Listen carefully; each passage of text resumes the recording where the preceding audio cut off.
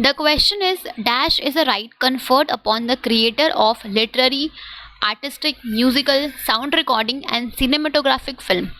तो literary, artistic, musical, sound recording and cinematographic films के creator को जो राइट मिलता है उनके क्रिएशन के ऊपर, उस राइट को हम क्या बोलते हैं? तो उस राइट को हम बोलते हैं कॉपीराइट.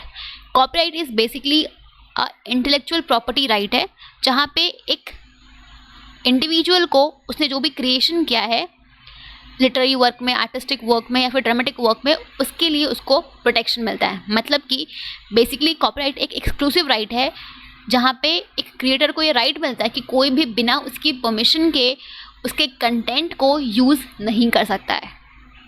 राइट, किसी भी फॉर्म में उसके कंटेंट को बिना उसकी परमिशन की यूज़ नहीं किया जा सकता है.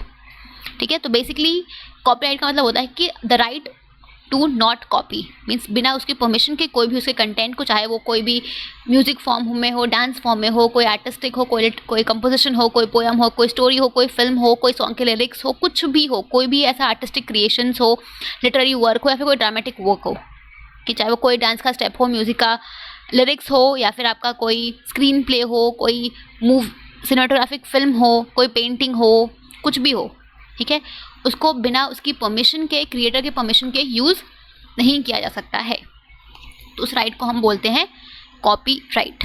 ठीक है, तो ये आपका एक यूनिक फीचर है जहाँ पे जो भी, जैसे ही आपने उस काम को किया, ठीक है, बेसिकली ये जितने भी आपके, जैसे कि आपने कोई म्यूज़िक का लिरिक्स बनाया, तो जैसे ही आपने उसको क्रिएट किया उस टाइम पे ही आपको उसके अगेंस्ट प्रोटेक्शन मिल जाता है.